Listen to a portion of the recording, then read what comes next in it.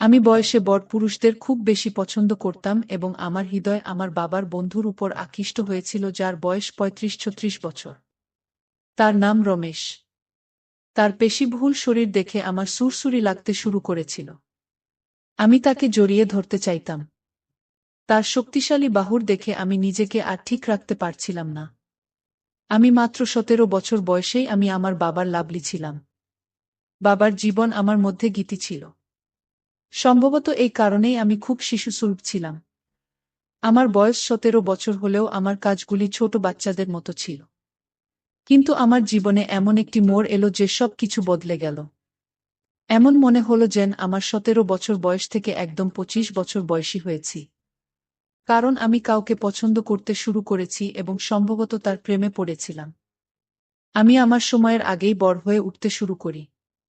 আমি আমার বাবার বন্ধুর প্রেমে পড়তে শুরু করি, যার বয়স ছিল ৩৫ বছর। হয়তো এটা আমার কোমল বয়সের অনুভূতি যে আমি নিজেকে নিয়ন্ত্রণ করতে পারিনি। অথবা বলা যেতে পারে যে সে আমার প্রথম প্রেম, যদিও সে আমার চেয়ে অনেক বড়। কিন্তু আমার এই নিষ্পাপ হৃদয়ের সাথে আমি কি করতে পারি? যে তার জেদ নিয়ে বসেছিলাম। তাকে দেখার সাথে সাথে আমার হৃৎপিণ্ড দ্রুত স্পন্দিত হতে শুরু করে। আমার হৃদয়ে আওয়াজ উঠল যে এটাই সে যার সাথে আমাকে সারা জীবন কাটাতে হবে। কারণ সেই রাতে আমার আবেগ অনিয়ন্ত্রিত হয়ে গিয়েছিল। সেই রাতে আমি রমেশের থেকে আর দূরে থাকতে পারিনি। তাই আমি তাকে অজ্ঞান করে তার। আমার নাম মৌমিতা। আমার বয়স খুব কম। আমার বাবা একটি বড় ব্যবসা করতেন এবং রমেশ আঙ্কেল তার খুব ভালো বন্ধু এবং তার ব্যবসায়িক অংশীদারও ছিলেন। সে বাড়িতে প্রায় আসত। সেদিন আমার বাবা আমাকে তার সাথে পরিচয় করিয়ে দিয়েছিলেন এবং বলেছিলেন যে এটি আমার ছোট্ট পাখি, আমার মেয়ে মৌমিতা। বাবার সেই বন্ধুর ব্যক্তিত্ব দেখে আমি তো স্তব্ধ হয়ে গেলাম। কোথাও থেকে তাকে আমার বাবার বন্ধু বলে মনে হলো না। আমার বাবার বয়স ৪০-এর উপরে। আর সেই অনুযায়ী রমেশের বয়স ও আমার বাবার সাথে প্রায় একই হওয়া উচিত। কিন্তু তাকে তার বয়সের থেকে ১০ বছরের ছোট দেখাচ্ছিল।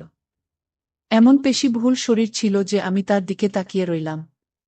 বাবা বললেন, আঙ্কেলকে হ্যালো বলো। আমি অবশ্যই হ্যালো বলেছিলাম, কিন্তু তাকে আঙ্কেল বলতে পারিনি। আসলে আমি কিছু বলতেও পারিনি। আমি শুধু তার দিকে চুপচাপ তাকিয়েছিলাম। আমাকে এইভাবে দেখে সে আমাকে আস্তে টোকা দিয়ে বলল, মৌমিতা, কি ব্যাপার? তুমি কি আমার সাথে কিছু কথা বলতে চাও?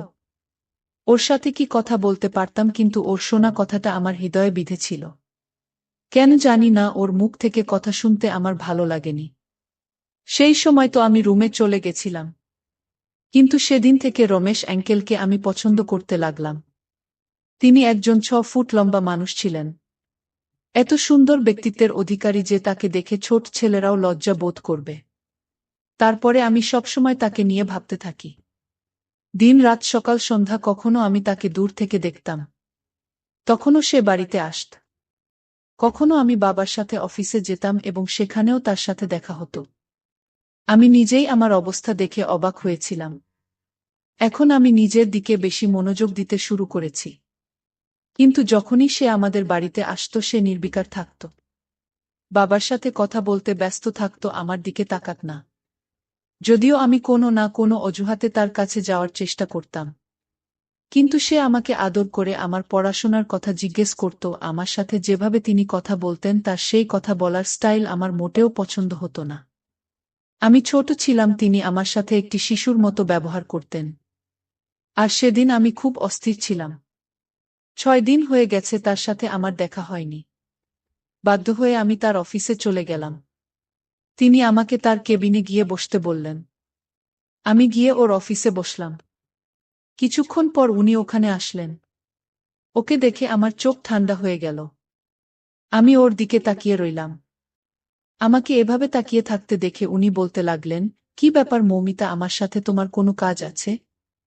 তুমি আমার সাথে দেখা করতে এলে কেন? আমি তার কোনো কথার উত্তর না দিয়ে সরাসরি বললাম যে, তোমাকে আমি খুব পছন্দ করি। আমি তার প্রতি আমার ভালোবাসা প্রকাশ করেছিলাম, কিন্তু সে হয়তো বুঝতে পারেনি যে আমি কি বলছি এবং সে বলেছিল যে, আমিও তোমাকে খুব পছন্দ করি। তুমি খুব মিষ্টি। একজন ব্যক্তির কথার চেয়ে বেশি তার হাবভাব কথা বলে। এই কারণে আমি বুঝতে পারলাম যে সে আমার অভিব্যক্তি বুঝতে পারেনি। সে আমাকে ছোট বাচ্চা ভেবে ভালোবেসে বলেছিল। হয়তো সে আমার সাথে একটি ছোট মেয়ের মতো আচরণ করছিল। কিন্তু এই ছোট্ট মেয়েটি তার প্রেমে পাগল হয়ে গিয়েছিল। এবং এখন যা কিছু করতে সে প্রস্তুত ছিল।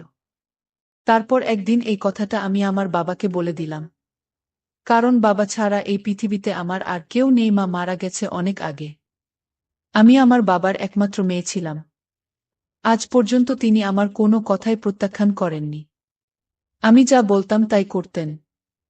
আমি যদি চাঁদও চাইতাম তাহলে হয়তো তিনি আমার কাছে নিয়ে আসতেন। কিন্তু আমি যখন বললাম আমার বাবাকে যে বাবা আমি তোমার বন্ধু রমেশকে পছন্দ করি আর ওকে বিয়ে করার জন্য পাগল হয়ে গেছি, সেও তো অবাক হয়ে আমার মুখের দিকে তাকিয়ে রইল। আমি যা বলেছি তা সে বিশ্বাস করতে পারল না। আমার কথা সেরে গেল এবং বলল যে তুমি মজা করছো। আমি বললাম না, আমি মজা করছি না। আমি রমেশকে বিয়ে করে তার সাথেই থাকতে চাই। যদি তুমি না করো আর তার সাথে আমাকে বিয়ে না করালে আমি আমার জীবন শেষ করে দিব। এটা শুনে বাবা হতবাক হয়ে গেল। কারণ আমি ছাড়া তার জীবনে আর কেউ ছিল না। সে আমার জন্যই এসব করছিল এবং যখন আপনার নিজের সন্তান আপনাকে বলে যে সে তার নিজের জীবন নিতে চায়, তখন আপনার হৃদয় ভেঙে যায়। তবুও বাবা আমাকে অবজ্ঞা করেছিলেন এবং তিনি অনুভব করেছিলেন যে এটি আমার মনে হয়েছে, আমি কখনোই এরকম কিছু করব না। কিন্তু ২-৩ দিন খাবার না খেয়ে অজ্ঞান হয়ে পড়লাম। বাবা আমাকে ডাক্তারের কাছে নিয়ে গেলেন এবং ডাক্তার বললেন সে মারাও যেতে পারে। খাওয়া দাওয়া বন্ধ করে দিয়েছ কেন? তখন বাবার মন খুব খারাপ হয়ে গেল এবং বুঝতে পেরেছিল যে বিষয়টি গুরুতর। তিনি আমাকে ভালোবাসে এবং রাগান্বিতভাবে বুঝিয়েছিলেন যে তোমার এই সিদ্ধান্ত মোটেও ঠিক না। তোমার কি হয়েছে, এত পাগল হয়ে গেলে কেন? এই সবের জন্য তোমার এখন বয়স হয়নি। তোমার বয়স তো ১৭ হয়েছে। আর তুমি ইতিমধ্যে প্রেমে পড়েছ। আর তোমার বয়সের ছেলের কথা বললে আমি মেনে নিতাম। রমেশের কথা বলছো, যার বয়স প্রায় ৩৫ হবে। সে তোমার বয়সের দ্বিগুণের বেশি। তুমি ওকে নিয়ে কখনোই খুশি হবে না। আমার চোখ জ্বলে ভরে গেল। আমি বললাম আমি রমেশ ছাড়া থাকতে পারব না। আর আমি যদি রমেশকে বিয়ে না করি তাহলে আমি পাগল হয়ে যাব। আমার বাবা পৃথিবী দেখেছিল, তিনি বুঝতে পেরেছিলেন যে তিনি তার মাথার উপরে। তিনি তার বন্ধু রমেশের সাথে কথা বলেছিলেন। তিনিও অবাক হয়েছিলেন এবং তিনি অস্বীকার করেছিলেন এবং তখন আমার বাবা তাকে বলেছিলেন যে তোমাকে ছাড়া আমার মেয়ে থাকতে পারবে না। রমেশ বলল, বিজয় তুমি কি বলছো? সে তো একটা ছোট মেয়ে আর আমার মেয়ে থাকলে সে তারই বয়সী হতো। আমি কিভাবে তাকে আমার স্ত্রীর জায়গা দিতে পারি? আমার মনে হয় তোমার মেয়ের পাশাপাশি তুমিও পাগল হয়ে গেছ। কেন তোমার মেয়ের সামনে এত অসহায় হয়ে গেছ? আমার বাবা বললেন, আমি নিঃস্ব হয়ে গেছি তাই তোমাকে এসব বলছি। আমাকে সাহায্য করো। এখনই তাকে বিয়ে করো। তুমি বুদ্ধিমান এবং পরিণত, কিন্তু তার ভিতরের শিশুসুলভ আছে। তার জীবন বাঁচাতে এখনই তাকে বিয়ে করো। হ্যাঁ, কিছুদিন পরে হয়তো এই জিনিসটি তার মন থেকে চলে যাবে এবং তারপরে সবকিছু ঠিক হয়ে যাবে। তখন তুমি তাকে ছেড়ে দিও, তাহলে আমি তাকে ভালো ছেলের সাথে বিয়ে দিয়ে দিব। কিন্তু তার আগে সে কিছু করে বসলে আমি কি করব? আমি কার জন্য উপার্জন করছি সে পৃথিবী ছেড়ে চলে গেলে আমার কোনো লাভ হবে না। আমার বাবার পক্ষে তার বন্ধুকে বোঝানো সহজ ছিল না। কিন্তু এখন বিষয়টি আমার বাবার কাছে পৌঁছেছিল। তাই তিনি এই কাজটি করতে পারেন এবং আমার বাবা রমেশকে কোনোভাবে রাজি করাতে পেরেছিলেন। তার অস্বীকৃতির কারণে যদি আমি আমার জীবন নিয়ে নিই, তাহলে হয়তো সারা জীবন সে তার ভুলের জন্য দায়ী থাকবে। বা আফসোস করবে যে তার কারণে কেউ তার জীবন হারিয়েছে সেটা মেনে নিয়ে। রমেশকে বিয়ে করে আর আজ ছিল আমাদের বিয়ের প্রথম রাত। আমি আমার ঘরে বধূ হয়ে বসেছিলাম। রমেশ ও আমার বাবার মতো ধনী ছিল, কারণ সে আমার বাবার ব্যবসায় অংশীদার ছিল এবং তার বাড়িতে কেউ ছিল না। তিনি আগে বিয়ে করেছিলেন কিন্তু সেই মেয়েটির সাথে মাত্র ১ বছর কাটিয়েছিলেন এবং তারপরে তাদের বিবাহবিচ্ছেদ হয়েছিল। তাদের কোনো সন্তান হয়নি। আমার বাবা যখন আমাকে ছেড়ে চলে যাচ্ছেন তখন তিনি বলেছিলেন যে তুমি ভালো সিদ্ধান্ত নাওনি। তবে মনে রাখবে যে আমি সবসময় তোমার সাথে আছি। যখনই তুমি তোমার সিদ্ধান্ত পরিবর্তন করবে এবং তুমি অনুভব করবে যে তুমি এই সম্পর্ক থেকে বেরিয়ে আসতে চাও, তখন তুমি ফিরে এসো তোমার বাবার কাছে। আমি জানতাম যে তিনি আমার বাবা, এই ধরনের কথা তার মনে ছিল। কিন্তু আমি এখন রমেশের সাথে আমার সারা জীবন কাটাতে চাই। তিনি আমার স্বামী, তিনি আমার প্রতি পরমেশ্বর হয়েছিলেন। এখন এটাই আমার জীবন। আমিও একজন ভারতীয় মহিলা। এবং আমরা ভারতীয় মহিলারা কেবল 4 কাঁধে চড়েই স্বামীর ঘর ছেড়ে যায়। আমি খুব খুশি ছিলাম। আমার বয়স ততটা ছিল না, কিন্তু আমি সিদ্ধান্ত নিয়েছিলাম যে রমেশকে সব রকমভাবে খুশি রাখার চেষ্টা করব। আমি নিজেকে একজন খুব ভালো বউ হিসেবে প্রমাণ করব এবং সে ও পরে মেনে নেবে যে আমাকে বিয়ে করা তার জীবনের সেরা সিদ্ধান্ত ছিল। তবু আমি মনে মনে হাজারো স্বপ্ন নিয়ে রমেশের জন্য অপেক্ষা করছিলাম। শুধু রমেশের কথা ভেবে আমার হৃদয়ে আমি সুরসুরি অনুভব করছিলাম। আমার হৃদস্পন্দন আমার নিয়ন্ত্রণের বাইরে ছিল, কিন্তু বিয়ের প্রথম রাতেই আমার সাথে এমন কিছু ঘটেছিল যা আমাকে হতবাক করেছিল। যখন সে আমার রুমে এলো, আমি তাড়াতাড়ি গুটিসুটি মেরে বসে পড়লাম। তার কিছু বলার অপেক্ষায় রইলাম। আমি আমার ঘুমটা সরিয়ে আমার সৌন্দর্যে তার পাগল হয়ে ওঠার জন্য অপেক্ষা করছিলাম। আমি তরুণী ছিলাম এবং তার চেয়েও বেশি সুন্দরী ছিলাম। বধূর সাজে তো আমাকে আরও সুন্দর লাগছিল। তবে তিনি যা বলেছিলেন তা আমার সব ইচ্ছাকে ঠান্ডা করে দিল। সে বলল, এখনো জেগে আছ কেন? আমি ভাবলাম, নিশ্চয়ই তুমি ঘুমিয়ে পড়েছ। আমি বললাম, এভাবে কি করে ঘুমিয়ে পড়ব? আজ আমাদের বিয়ের প্রথম রাত, আমি তোমার জন্য অপেক্ষা করছিলাম। না চাইলেও আমার মুখে লজ্জার রং ছড়িয়ে পড়েছিল। কিন্তু সে আমার দিকে খুব কড়া চোখে তাকিয়েছিল। তিনি সেখানে দাঁড়িয়ে আমার দিকে কয়েক মুহূর্ত তাকিয়ে থেকে বললেন যে আমার বিয়ে করার ইচ্ছা ছিল না। আমার বিয়ে করার ইচ্ছা ছিল, তাই সে আমার ইচ্ছা পূরণ করেছে। এখন এর মানে এই নয় যে আমরা এখানে বর কনের খেলা খেলব। এই আচার অনুষ্ঠান ছেড়ে গিয়ে জামাকাপড় পাল্টে ঘুমিয়ে পড়। এই রুমটা শুধু তোমার, আমার রুম উপরের তলায়। কিছু লাগলে জানাবেন। আমি এটা শুনে অবাক হয়ে গেলাম। আমি বললাম, কি করছো? আজ রাতটা আমাদের জীবনের সুন্দর রাত, যা সারা জীবন মনে থাকবে। তুমি তোমার ঘরে যাচ্ছ কেন? কিন্তু বর বউয়ের তো একটিমাত্র ঘর হয়। তিনি বললেন, দেখো, আমি তোমার বাবাকে এতটা অসহায় আগে কখনো দেখিনি। তিনি নিজেও অসহায় ছিলেন। তুমি তাকে বাধ্য করেছিলেন, আর সে আমাকে বাধ্য করেছিল। এসব হয়েছে বাধ্য হয়ে। আজকের রাত তাদের জন্য বিশেষ রাত। যারা সে কিছু বলতে চেয়েছিল, আমাকে কিছু বোঝাতে চেয়েছিল। কিন্তু সে বলেছিল যে তুমি এত বুদ্ধিমান হলে এইখানে বসে থাকতে না।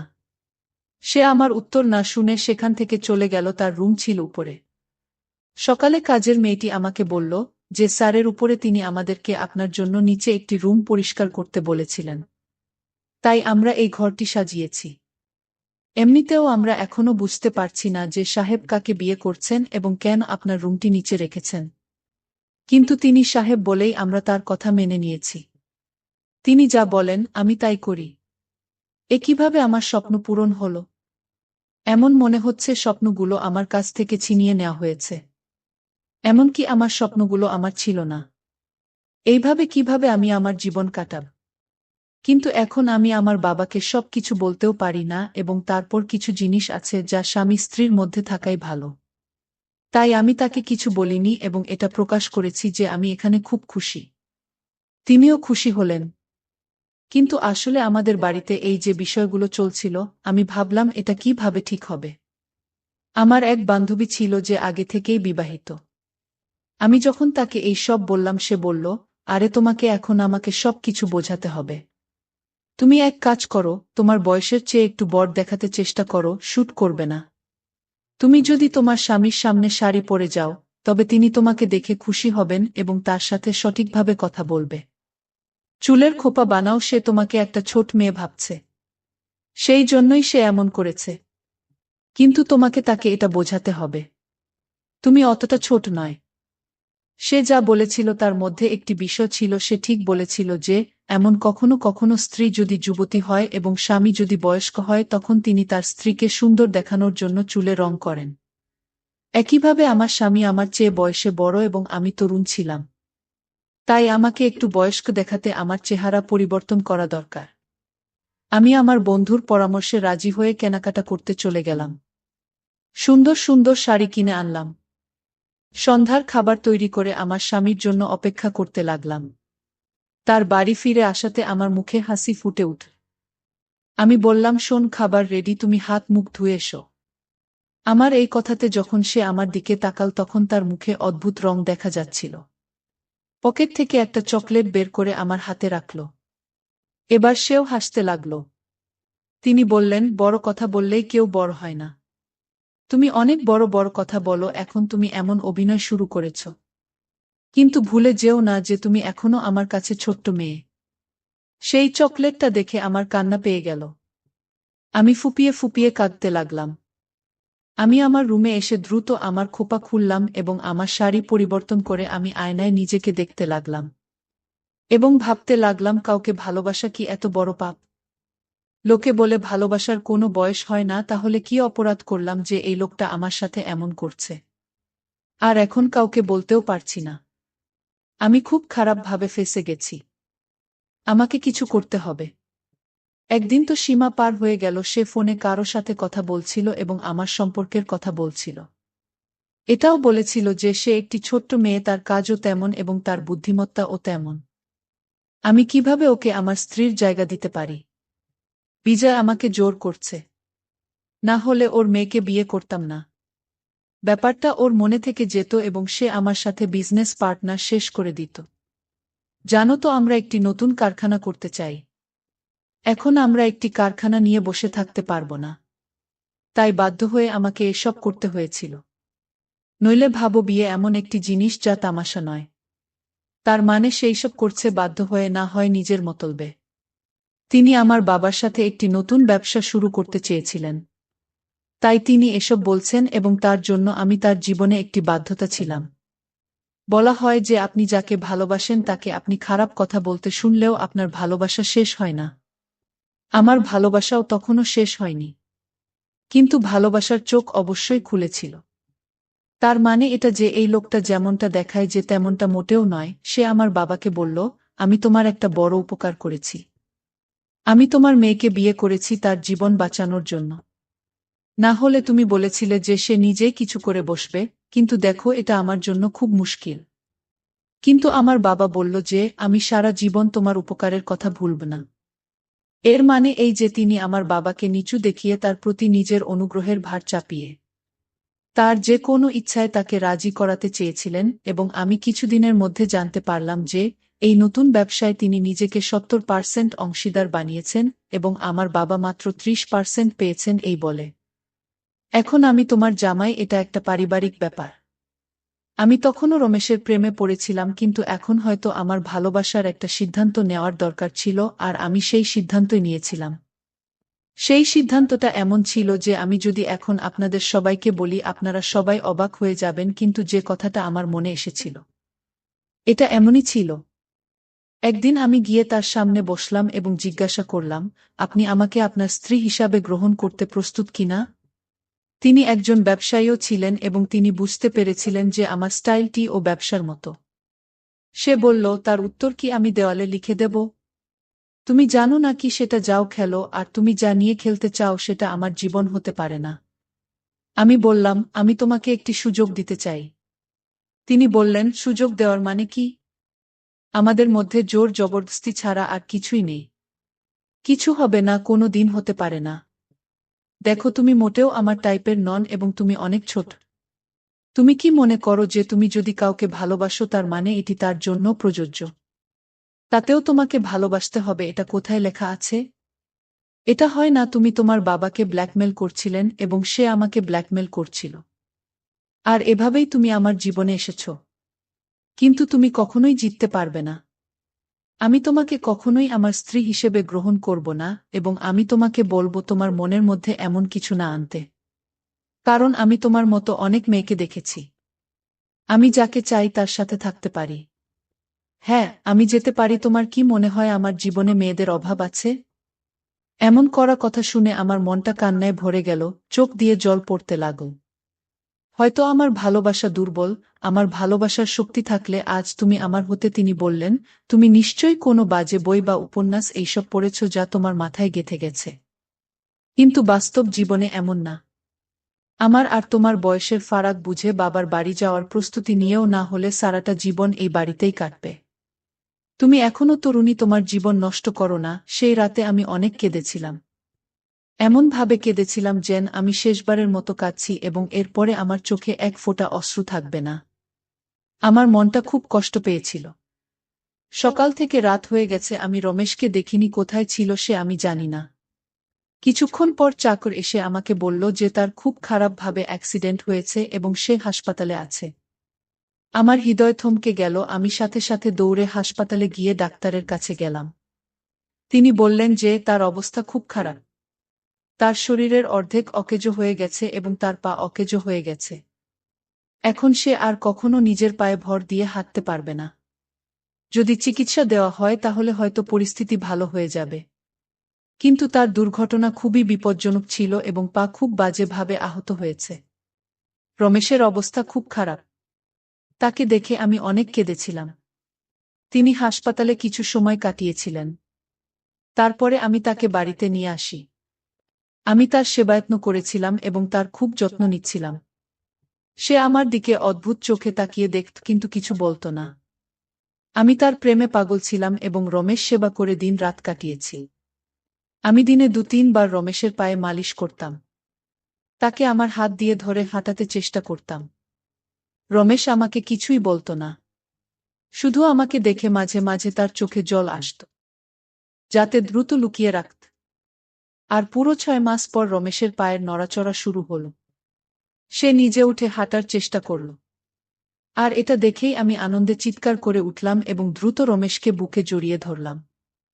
আর এবার রমেশ ও আমাকে দূরে ধাক্কা দিল না। পরিবর্তে তিনি আমাকে তার বুকে জড়িয়ে ধরে বললেন, মৌমিতা, আমাকে ক্ষমা করো। আমি ভেবেছিলাম তোমার ভালোবাসা আবেগ, কোমল বয়সের ভালোবাসা, কিছুদিনের মধ্যেই ভালোবাসার নেশা তোমার কেটে যাবে এবং তুমি আমাকে ছেড়ে চলে যাবে। তাই আমি তোমার সাথে কোনো সম্পর্ক রাখতে চাইনি। বরং চেষ্টা করছি তোমার হৃদয়ে ভুল বোঝাবুঝির সৃষ্টি করার। সেজন্য তোমার হৃদয়ে নিজের সম্পর্কে সন্দেহের বীজ বপন করেছিলাম, এই বলে যে তোমার বাবার সাথে ব্যবসা বাড়ানোর জন্যই তোমাকে বিয়ে করেছি। কিন্তু তারপরেও তোমার মন বদলায়নি, আমার খারাপ সময়েও তুমি আমাকে ছেড়ে যাওনি। আমি তোমার ভালোবাসায় বিশ্বাসী। রমেশ আমার কপালে চুমু দিল। আজ এতদিন পর আমার তপস্যা মিটে গেল। আমি রমেশের ভালোবাসা পেয়েছি। রমেশ তার পায়ে বেশিক্ষণ দাঁড়াতে পারেনি। সে বিছানায় বসে পড়ল, তার পায়ে তখনও দুর্বলতা ছিল। ধীরে ধীরে আমার ভালোবাসা এবং আমার সেবার প্রতিদান মিলল। রমেশ একদিন নিজের পায়ে দাঁড়ালেন এবং হাঁটলেন। আমি এটা দেখে খুব খুশি হয়েছিলাম। এমনকি ডাক্তারও এই অলৌকিকতায় অবাক হয়েছিলেন। এখন রমেশ একদম ভালো ছিল। সেদিন রাতে ডিনার করে আমি যখন আমার রুমে যেতে লাগলাম, রমেশ আমার হাত ধরে বলল, মৌমিতা, তোমার জায়গা ওখানে নয়, তোমার জায়গা আমার ঘরে। এখন থেকে তুমি আমার সাথে থাকবে আমার রুমে। এই কথা বলে রমেশ আমার হাত ধরেও রুমে নিয়ে এলো। রুমে পা দিতেই ফ্রেশ গোলাপের সুবাস আমার নাকে এসে লেগেছিল। পুরো ঘরটা সাজানো হয়েছিল নববধূর মতো। আমি চমকে রমেশের দিকে তাকালাম। তার চোখে নেশা ছিল। তার উদ্দেশ্য বুঝতে পেরে আমি লজ্জা পেয়ে দ্রুত রমেশকে জড়িয়ে ধরে মুখ লুকালাম। সেও আমাকে শক্ত করে তার বাহুতে চেপে ধরেছিল। আজ আমাদের নতুন জীবন শুরু হতে চলেছে। বিয়ের পুরো ১ বছর পর রমেশ আমার ভালোবাসাকে মেনে নিয়েছিল এবং আমাকে তার স্ত্রীর মর্যাদা দিয়েছিল। সেই রাতে রমেশ আমার উপর তার কামনা বাসনা পূর্ণ করে এবং আমি তার সঙ্গ পেয়ে খুব খুশি হয়েছিলাম। ঘুমন্ত অবস্থায় রমেশের মুখটা নিষ্পাপ লাগছিল। আমি তার মুখের দিকে তাকিয়ে হঠাৎ তার প্রতি প্রেমে আকৃষ্ট হলাম। আমি নিজেকে প্রতিশ্রুতি দিয়েছিলাম যে রমেশের সাথে আমি আমার সারা জীবন কাটিয়ে দেব এবং সৃষ্টিকর্তার কাছে হাতজোড় করে প্রার্থনা করছি যে আমি প্রতি জন্মে যেন রমেশের মতোই স্বামী পাই। বন্ধুরা, গল্পটি আপনাদের কেমন লাগলো তা অবশ্যই কমেন্টের মাধ্যমে জানাবে। আমি তোমাদের সকলের কমেন্টের উত্তর দেওয়ার চেষ্টা করব। গল্পটি ভালো লেগে থাকলে অবশ্যই একটি লাইক দেবে যাতে আমি চ্যানেলটাকে এগিয়ে নিয়ে যেতে পারি। আর চ্যানেলের নতুন হয়ে থাকলে চ্যানেলটি সাবস্ক্রাইব করে বেল আইকনটি অন করে নেবে যাতে পরবর্তী গল্প সবার আগে তোমাদের কাছে পৌঁছায়। একদিন রাতে আমি আমার দেবরকে ছোট বাচ্চা মনে করে আমার বিছানায় নিয়ে শুয়ে পড়েছিলাম এবং তারপর যা ঘটেছিল তা আপনার মন উড়িয়ে দেবে। আমার নাম শায়লা আর আমার বয়স ২২ বছর। আমি অনেক সুন্দর দেখতে, গায়ের রং ফর্সা, একটু মোটা হওয়ায় বাইরে বের হলেই সবাই চেয়ে থাকে আমার দিকে। আমার স্বামী শহরে যাবে, তাই আমার স্বামী আমাকে বলেছিল তার ১২ বছর বয়সী ছোট ভাইজের খেয়াল রাখতে। আমি রাজি হলাম। প্রতিদিন তাকে স্কুলে নিয়ে যেতাম এবং রাতে আমার ঘরে ঘুমাতে দিতাম। দেবর ঘুমিয়ে গিয়েছিল ভেবে সেদিন আমি আমার পুরনো প্রেমিককে বাসায় আসতে বলি। দেবর না ঘুমিয়ে আমাদেরকে দেখেছিল। দেবর বিষয়টি জেনে আমাকে ব্ল্যাকমেল করতে শুরু করে। সে বলেছিল যদি তার শর্ত পূরণ না করি তবে সে সব ফাঁস করে দেবে। আমার বিয়ের ৪র্থ মাস ছিল। জীবন ভালো চলছিল। আমার স্বামী একদিন অন্য শহরে যেতে হলে সে আমাকে তার ছোট ভাইয়ের যত্ন নিতে বলে। আমি তাকে যত্ন করতে শুরু করলাম। কারণ ছোটবেলা থেকেই আমি বাচ্চাদের ভালোবাসি। আমার স্বামী তার ছোট ভাইকে স্কুলে নিয়ে যেত, যা আমাদের বাড়ি থেকে বেশি দূরে ছিল না। আমি অবাক হয়েছিলাম যে আমার স্বামী বুঝতে পারেনি তার ভাই এখন বড় হয়েছে এবং নিজের যত্ন নিতে পারে। মাঝে মাঝে মনে হতো সে কিছু লুকিয়ে রেখেছে। তবে আমি বেশি তর্ক করিনি এবং স্বামীর কথা মতো তার যত্ন নিতাম। আমি আমার দেবরকে যত্ন নিতাম যেমন আমার স্বামী করত, যেন সে ছোট বাচ্চা। একদিন তাকে স্কুলে নামানোর সময় দেখলাম একজন স্মার্ট লোককে। দেখে আমি অবাক হয়ে গেলাম। কারণ সে আমার পুরনো প্রেমিক। কয়েক বছর আগে মারা গেছে সে। এখানে কিভাবে? সে বেঁচে আছে এবং আমার সামনে দাঁড়িয়ে। আমি কল্পনাও করিনি যে আমরা এভাবে আবার দেখা হবে আমাদের। একটা কথা, গল্পগুলো তোমার শুনো কিন্তু সাবস্ক্রাইব করো না। দয়া করে গল্পগুলো ভালো লাগলে চ্যানেলটি সাবস্ক্রাইব করো। একদিন আমি স্কুল থেকে আমার দেবরকে আনতে গেলাম। সেদিন আমি এমন একজনকে দেখলাম যাকে দেখে আমার পায়ের নিচের মাটি সরে গেল। সেই মানুষটি ছিল আমার পুরনো প্রেমিক, যাকে আমি ভেবেছিলাম অনেক আগেই মারা গেছে। সে কিভাবে জীবিত এবং আমার সামনে? এটা কিছুতেই হতে পারে না, আমি ভেবেছিলাম। আমি বাড়ি ফিরে এলাম আর পুরো শরীর ঘামে ভিজা। দেবর আমার কাছে এসে জিজ্ঞেস করল, কি হয়েছে? তার মুখে একটা হালকা হাসি ছিল। আমি তাড়াতাড়ি মুখ নামিয়ে ফেললাম যাতে সে কিছু বুঝতে না পারে। আমার দেবর এসে আমাকে পানি দিল। আমি তার হাত থেকে গ্লাস নিতে গিয়ে হাত ফসকে ফেলে দিলাম। তার চোখে এমন কিছু ছিল যা আমাকে কাঁপিয়ে দিয়েছিল। সে 12 বছরের বাচ্চা, কিন্তু বড়দের মতো তৃষ্ণার্ত চোখে তাকিয়েছিল আমার দিকে। আমি তাকে রুম থেকে বের করে দিলাম এবং বিছানায় বসে কাঁপতে লাগলাম। আমার দেবর সামনে এতটা ভীত হয়ে পড়েছিলাম, কিন্তু কেন এমন ভয় পাচ্ছিলাম বুঝতে পারছিলাম না। মনে মনে নিজেকে সান্ত্বনা দিলাম এবং ভাবলাম এখন শুধু আমরা দুজনই বাড়িতে আছি। আমি কি করব? আমার বাবার একটি কথা মনে পড়ে গেল, যে বাড়িতে শুধু 2টি ছেলে থাকে সেখানে মেয়ের বিয়ে দিও না। কিন্তু মা রাজি হয়ে আমাকে এখানে বিয়ে দিয়ে দিলেন। যদি তখন কেউ বাবার কথা শুনত আজ আমি এই পরিস্থিতিতে থাকতাম না। আমার স্বামী আমাকে বিয়ে করে খুব যত্ন নিয়েছে, কিন্তু সময়ের সাথে সাথে বাড়ির পরিস্থিতি কঠিন হয়ে উঠল। তাকে আরও কঠোর পরিশ্রম করতে হলো এবং প্রথম চাকরি ছেড়ে নতুন চাকরি নিতে হলো। নতুন চাকরিতে যোগ দেওয়ার কয়েকদিন পর তাকে শহরের বাইরে যেতে হলো।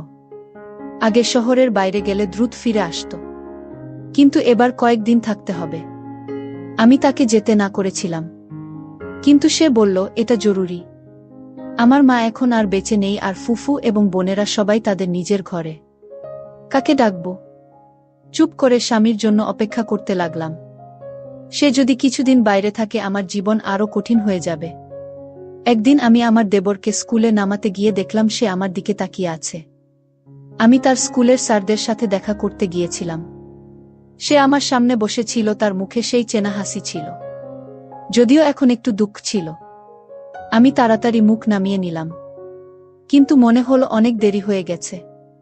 স্যারকে ডেকে বলল, স্যার এই আমার ভাবি। তারপর সে আমার সাথে কথা বলতে লাগলো। আমি খুব কনফিউজড হয়ে গেলাম। কেন জানি না আমার অতীত মনে পড়তে লাগলো। আমি কিছু কথা বললাম এবং তারপর দেবরকে বললাম, চলো বাসায় অনেক কাজ আছে। কিন্তু আমার পুরনো প্রেমিকা আমাদের জন্য খাবারের অর্ডার দিয়েছে। দেবর বলল, তুমি রোজ আমার সাথে এসো। স্যার আজ অনেক মজা করেছে। সাহস জোগাড় করে আমি মাত্র 2 কামড় খেয়ে বেরিয়ে এলাম। অনেকদিন পর আমার পুরনো প্রেমিক বের হলো। আমি তাড়াতাড়ি অটোতে বসে প্রেমিককে ইশারা করলাম যে আমরা বাড়ি ফিরছি। আমার শ্বাস নিতে খুব কষ্ট হচ্ছিল। বাসায় ফিরে দেবর বলল, ভাবি কি ব্যাপার? আমি জিজ্ঞেস করলাম, তুমি কি বলছো? তখন সে বলল, স্যারকে তুমি কি আগে থেকে চিনো? আমি বললাম না, আমি তাকে চিনি না। সে জানে আমি কিছু করতে পারবো না, তাই আমাকে বলল, তুমি আরাম করো, তোমার ভাইয়ের জন্য চিন্তা করো না। আমি উদ্বিগ্ন হয়ে বললাম, জানি না সে কবে আসবে। তখন সে গ্লাসটা নেড়ে বলল, ভাই এখানে না থাকলে কি হবে? আমি সব জানি। আমি এতটাই ভয় পেয়েছিলাম যে তাকে হাত জোড় করে বললাম, এসব কাউকে কিছু বলো না। তারপর সে বলল, ভাবি আপনি সরল মনে হলেও আমি জানি আপনার গোপন কথা। কিন্তু আমি কাউকে বলবো না যদি আপনি আমার এক শর্ত পূরণ করেন। ভয়ে আমি রাজি হয়ে গেলাম, ভেবে যে সে হয়তো টাকা বা কোনো মূল্যবান জিনিস চাইবে। দেবর বলল, আমি কাউকে কিছু বলবো না, কিন্তু আমার শর্ত মানতে হবে। আমি আজ জরুরি কাজে যাচ্ছি, কাল তোমাকে জানাবো। সে চলে যাওয়ার পর আমি পুরো রাত টেনশনে কাটালাম। পরের দিন প্রেমিক আমাকে ডাকলো আর আমি কাঁপতে লাগলাম। সারাদিন দেবরকে ঘুরে ফিরে শেষে বাসায় ফিরে আমাকে বলল, ভাবি আমি পরশু তোমাকে সব বলবো। আজ আমি বন্ধুদের সাথে বাইরে ডিনার করেছি, তাই তুমি ঘুমাও। ভাই কাল বা পরশু আসবে। এমন ভঙ্গিতে বলে দেব যে আমি তার বয়স তার স্বভাব নিয়ে ভাবতে লাগলাম। আমি আমার রুমে গিয়ে সারা রাত টেনশনে কাটালাম, ঠিকমতো খেতেও পারলাম না। মনে হচ্ছিল পাশের ঘরে কেউ কথা বলছে।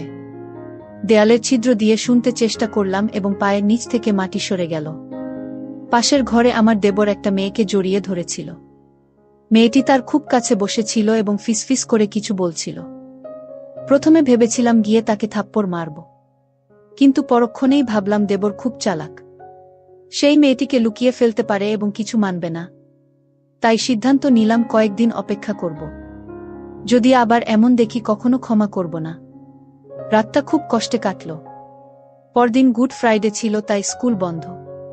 আমি একটু বেশি ঘুমালাম। সকালে উঠেই দেবরকে ঘুম থেকে জাগালাম। সে বলল, ভাবি অন্তত ছুটির দিনে আরামে ঘুমাতে দাও। আমি বললাম, গরম নাস্তা করছি, খাও। সে কিছু না বলে রান্নাঘরে এসে বসল।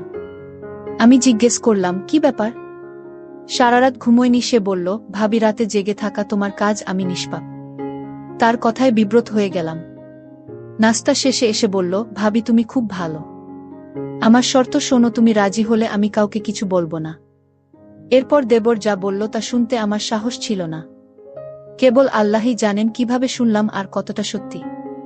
আমি বললাম, দেবর তোমার লজ্জা করে না? আমার চোখে অশ্রু গড়িয়ে পড়েছিল। ও শুধু আমার দেবর নয়, মায়ের মতো একজনকে এমন কিছু বলছে যা আমি ভাবতেও পারিনি। আমি ভাবতে লাগলাম কেন সে এমন কথা বলছে। সে বলল, আমি যা বলছি সেটার জন্য তুমি নিজেই দায়ী। যদি আমার কথা না শোনো তাহলে তুমি বিপদে পড়বে। আমি আটকে গেছি, চিন্তায় ডুবে গেলাম, কি করব বুঝতে পারছিলাম না। চোখের পানি গাল বেয়ে নামছিল। আমি বললাম, আল্লাহ আমাকে সাহায্য করুন। রান্নাঘরে স্কুলে বসে ভাবছিলাম কিভাবে আমি এই শর্ত মেনে নেব। কিছু বুঝতে পারছিলাম না। এদিকে আমার খাবার পুড়ে গেল। আমি নাস্তা করতে পারলাম না, আর শুধু কান্না করেছিলাম। মনের মধ্যে ঘৃণা জন্মাচ্ছিল এই ছেলেটার প্রতি। কিছুক্ষণ পর দেবর ফিরে এসে বলল, কি ভাবছো ভাবি? তুমি তো আমার মায়ের মতো, কেন আমাকে কষ্ট দিচ্ছ? তার প্রতিটি কথায় আমার মন চাচ্ছিল তাকে থাপ্পড় মারতে, কিন্তু নিজেকে সংযত করলাম। দেবর বলল, ভাবি আজ রাতে রেডি হয়ে যাও। আমি শুধু প্রার্থনা করছিলাম, হে আল্লাহ দিনটা দীর্ঘ করো, রাত যেন না আসে। কারণেই রাত আমার জীবন ধ্বংস করতে চলেছে, কিন্তু আপাতত আমাকে এটা মোকাবিলা করতে হবে। এই কলঙ্ক আমার জীবনে অন্ধকার নিয়ে আসবে। আমি চুপচাপ বসে দেখলাম দিন ফুরিয়ে আসছে। রাত আসার মানে আমি আর কিছুক্ষণের মধ্যেই বিপদে পড়ব। হঠাৎ রাত 9টা বাজলো এবং রান্না করতে শুরু করলাম। আমি স্নান করে ঈশ্বরের কাছে প্রার্থনা করতে লাগলাম। দরজায় জুড়ে কড়া নাড়লে আমি দরজা খুললাম না। এই পাপ থেকে বাঁচতে চাইলাম। দরজায় ধাক্কাধাক্কি থেমে গেল। বাইরের দরজা খোলার আওয়াজ পেলাম। তার কাছে ঘরে ঢুকার চাবি ছিল, তাই সে ঘরে ঢুকল। আমার দরজা অনেকবার টোকা দিল, কিন্তু আমি খুললাম না। সে বলল, ভাবি আপনি নিজের জন্য কষ্ট বাড়াচ্ছেন। আপনি যদি নিজের যত্ন না করেন তবে কে করবে? সে অনেকক্ষণ দরজায় দাঁড়িয়ে কথা বলল, কিন্তু আমি চুপ থাকলাম। আমি সিদ্ধান্ত নিয়েছিলাম আজ রাতে দরজা খুলব না। যাই হোক, সারারাত শান্তিতে ঘুমালাম। সকালে উঠে রান্নাঘরে গেলাম। দেবরকে বললাম, আজ থেকে তুমি নিজে স্কুলে যাবে। আমার অনেক কাজ আছে। সে আমার মুখের দিকে তাকিয়ে রইল, কিছু বলল না। ব্যাগ হাতে নিয়ে বেরিয়ে গেল। কিছুক্ষণ পরে আমি তার পেছন পেছন চলতে শুরু করলাম। দেখতে চাইলাম সে কোথায় যায়। যখন তার স্কুলে পৌঁছলাম, গার্ডকে জিজ্ঞাসা করলাম সে পৌঁছেছে কিনা। গার্ড আমাকে জানালো, হ্যাঁ সে এসেছে। কিছুটা আত্মবিশ্বাস নিয়ে বাড়ি ফিরছিলাম। স্যার আমাকে বললেন, তুমি আমার সাথে এমন করলে? আমি দ্রুত হাঁটতে শুরু করলাম। বুঝতে পারছিলাম না কি করব, আমি চলতে শুরু করলাম। কিন্তু বুঝলাম সে একটানা আমাকে অনুসরণ করছে। এক জায়গায় থেমে তাকে বললাম, অতীত ভুলে না গেলে তোমার তখনই চলে যাওয়া উচিত ছিল। এখন আমি আমার জীবনে খুব খুশি। তোমার এসব করা উচিত নয়। সে কিছু বলল না। আর আমি বাড়িতে ফিরে অবাক হলাম। দরজার তালা খোলা। আমি খুশি হলাম। স্বামীকে দেখে যে সে আগের মতো আর হাসছে না। তবে তাকে জড়িয়ে ধরলাম। তার আচরণে খুশি হলেও হঠাৎ এমন পরিবর্তনে চিন্তিত হলাম। মনে হল দেবর হয়তো কিছু বলেছে। গোসল সেরে বললাম, নাস্তা রেডি। সে ঠান্ডা সুরে উত্তর দিল, আমি নাস্তা করে এসেছি। আমি দেবরকে জিজ্ঞেস করলাম, কিছু ঘটেছে? দেবর বলল, অনেক কিছুই ঘটতে যাচ্ছে। তুমি মজা করো। আমার মনে আল্লাহর কাছে প্রার্থনা করছিলাম, আমাকে এই কষ্ট থেকে রেহাই দাও। আমার মধ্যে দেবরের জন্য অনেক ঘৃণা জমেছিল। আমার স্বামী বলল, কিছুদিন মায়ের কাছে যাও, কিন্তু আমি যেতে চাইনি। কারণ আমার স্বামী অনেক দিন পর বাড়ি ফিরেছে। তবে আল্লাহর পরিকল্পনা ভিন্ন ছিল। সন্ধ্যায় বাড়ি থেকে ফোন এলো, ছোট ফুফুর অবস্থা খুব খারাপ। আমাকে দ্রুত যেতে হবে। বাড়ি গিয়ে দেখি বাড়ির বাইরে একজন বসে আছে, সে আর কেউ না, আমার পুরনো প্রেমিক। সে আমাকে আসতে দেখেনি। রুমে ঢুকে আমি ফুফুর কাছে যাই, দেখি ফুফু বসে আমাকে দেখে হাসছে। আমি তাকে বললাম, তুমি তো ভালোই আছো, তাহলে কেন মিথ্যা বলে আমাকে এখানে নিয়ে এলে? তখন ফুফু বলল, বাইরে যে লোকটি বসে আছে সে আমার ছোট মেয়েকে বিয়ে করার জন্য এসেছে। তাই তোকে এভাবে ডেকে আনছি, না হলে তো আসতি না। তারপর আমি আমার সেই পুরনো প্রেমিকের সাথে দেখা করলাম। অনেক কথা তাকে বললাম। সে এখনো হয়তো আমাকে ভালোবাসত, কিন্তু সে আর কিছু আমার কাছে প্রকাশ করেনি। তাই আমিও আর কোনো কিছুই প্রকাশ করিনি। আমি আমার স্বামীকে ফোন দিয়ে তার ভাইসহ এখানে ডেকে আনলাম, যাতে তারা আমার বোনের বিয়েতে থাকতে পারে। তারা চলে আসলো। আমার স্বামী আমার উপর অনেক রেগেছিল। আমি তাকে বাইরে নিয়ে আমার প্রতি তার ছোট ভাইয়ের নির্মতার কথা জানালাম, যে তার ভাই আমার সাথে কি করছে। আমার কথা শুনে আমার স্বামী অবাক হয়ে যায় আর বলে, ঠিক আছে, তাহলে আমি এখন আমার ভাইকে বাড়িতে রাখব না, ওকে বাইরে রেখে পড়াশোনা করাবো। আমি তার কথা শুনে অনেক খুশি হলাম। আমি তাকে কান্না করতে করতে জড়িয়ে ধরলাম। গল্পটা কেমন লাগলো জানাতে ভুলবে না। আরও মজার মজার রোম্যান্টিক গল্প শুনতে চাইলে ভিডিওটি লাইক, শেয়ার এবং চ্যানেলটি সাবস্ক্রাইব করতে ভুলবে না। তোমাদের ধন্যবাদ।